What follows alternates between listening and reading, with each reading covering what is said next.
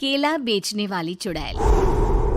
एक बार की बात है, जादूपुर नाम के एक गांव में करतब दिखाती एक औरत एक रेड्डी के लिए गांव में आती है। आइए आइए मेहरबान कदरदान, खाइए रोहड़ा के ताजे ताजे केले। कभी खाए नहीं होंगे ऐसे केले, पीले पीले केले खाइए। ये कहकर रोहड़ा हाथों में 4 केले लिए उन्हें सर्कल में जोर जोर से हवा में उछालती हुई करतब दिखाती है, जिसे देखकर आसपास के सारे बच्चे अपने अपने मम्मी पापा से उस औरत के पास जाने की जिद करने लग जाते हैं। पापा, ऐसा तो सर्कस में बॉल से होता है ना, ये आंटी तो केले से कर रही है। चलिए ना पापा, देखते हैं। रोहड़ा एक पतली सी तार पर चलती हुई केलों से करतब दिखाती है। आते जाते सभी लोग बाहर रुककर उसके करतब देखते हैं और वाह वाही करते नहीं थकते। जैसे ही एक आदमी पास आकर उसे पैसे देने लग जाता है, तब वो कहती है, अरे नहीं नहीं साहब, मैं करतब तो बच्चों के मन को बहलाने के लिए करती हूँ। धंधा तो मेरा केले का है।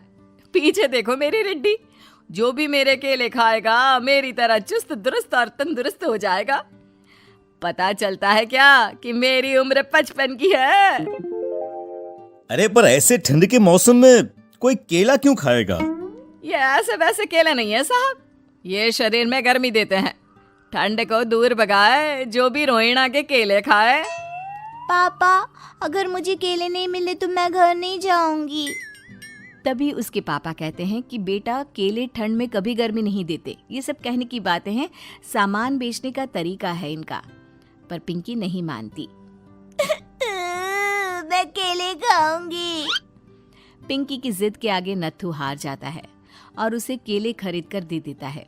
पिंकी खुश होकर केले घर ले आकर खाती है। अब मैं भी करतब करूंगी, कितना मजा आएगा। जादुई केले। पिंकी पहला केला खत्म भी नहीं करती कि वो बेहोश हो जाती है। दूसरे केले से एक काला धुआं आता है और रोहड़ा चुड़ैल बनकर बाहर निकल आती है।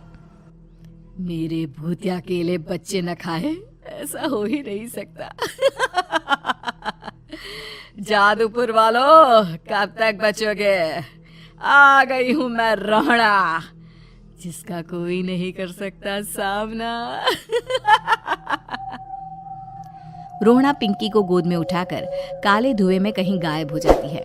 शाम के वक्त नत्थू घर लौटता है और पिंकी को घर में ना पाकर उसकी माँ से कहता है, माँ पिंकी कहाँ है?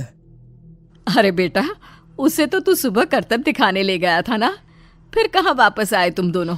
मुझे लगा तू उसे अपने साथ मंडी ले गया होगा। हे भगवान, मेरी बच्ची कहाँ गई?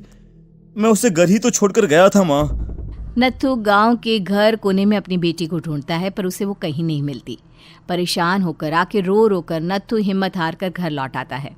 अगली सुबह रोहड़ा फिर से करतब दिखाने आती है और इस बार पिंकी की तरह रोनी केले खरीद लेता है। 50 रुपए दिए थे पापा ने, सारे पैसों की मैंने केले खरीद लिए हैं। अब मैं भी आंटी की तरह ही करतबबाज बन जाऊंगा। यही सोचते हुए रोनी केले खाता है और पहला अकेला केला आधा खत्म भी नहीं करता कि चुड़ैल उसके सामने आ जाती है। मेरे साथ चलने का समय आ गया है रोनी। ये तो बस शुरुआत है। अब इस गांव के सारे बच्चे धीरे धीरे मेरे कब्जे में होंगे, एक बच्चा भी नहीं बचेगा। ये कहकर रोनी को गोद में लेकर काले धुएं में अदृश्य हो जाती है। इसके बाद हर रोज गांव में से कोई ना कोई बच्चा गायब होता, पर ऐसा क्यों हो रहा है किसी को भी समझ में नहीं आ पा रहा था। रोज की तरह अपनी बेटी पिंकी की तलाश में नत्थू गांव के एक तालाब के पास बैठा रो रहा था। कहाँ गई मेरी पिंकी? शकुंतला के जाने के बाद एक वही तो मेरा सहारा थी। अरे उसकी आत्मा कोस रही होगी मुझे कि मैं अपनी बच्ची को संभाल भी नहीं पाया। नत्थू ये कहता हुआ रो ही रहा था कि तभी तालाब में से उसे शकुंतला की आवाज सुनाई देती है। कहाँ थी तुम शकुंतला? हमारी बच्ची और सारे गायब हुए बच्चे रोहड़ा के कब्जे में हैं। वो बच्चों को जो केले देती है उससे बच्चे बेहोश हो जाते हैं और उसके कब्जे में आ जाते हैं और वो उन्हें ले जाकर काली दुनिया में ले जाती है। पर वो ऐसा क्यों कर रही है? ये मैं नहीं जानती, पर उस दुनिया का रास्ता मैं आपको बता सकती हूँ। जहां ये नदी खत्म होती है वहां एक केले का पेड़ है, उसके नीचे एक दरवाजा है, वहीं से रास्ता जाता है उस दुनिया का। ये कहकर शकुंतला की आत्मा गायब हो जाती है। गांव के सभी लोग झुंड बनाकर उसी रास्ते से काली दुनिया में चले जाते हैं और वहां देखते हैं कि सारे बच्चे वहां काम कर रहे थे। पापा मुझे ले चलो यहाँ से। पापा पापा।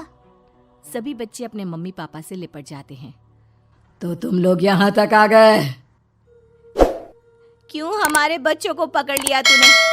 तुझे शिकार ही बनाना है तो ले, हम सब आ गए हैं, हमें खा ले। नहीं, मुझे बच्चे चाहिए, मेरे बच्चे के बदले तुम लोगों के बच्चे। क्या मतलब? मैं इसी गांव में रहने वाली एक औरत थी। केले की चोरी के इल्जाम में मेरे बेटे को गांव वालों ने इतना मारा कि वो मर गया। उसी दिन मैंने ठान लिया कि गांव वालों का भी वही हाल करूंगी। कुछ दिन बाद बेटे के चले जाने के दुख में मैं भी मर गई और मेरी भटकती आत्मा एक चुड़ैल बन गई। और फिर मैंने बदला लिया तुम सबके बच्चे छीनकर। बर्दाश्त नहीं कर पाए ना, सोचो मुझ पर क्या बीती होगी। हमें माफ कर दो रोना, पता नहीं ये किसकी गलती थी पर हम सभी माफी मांगते हैं।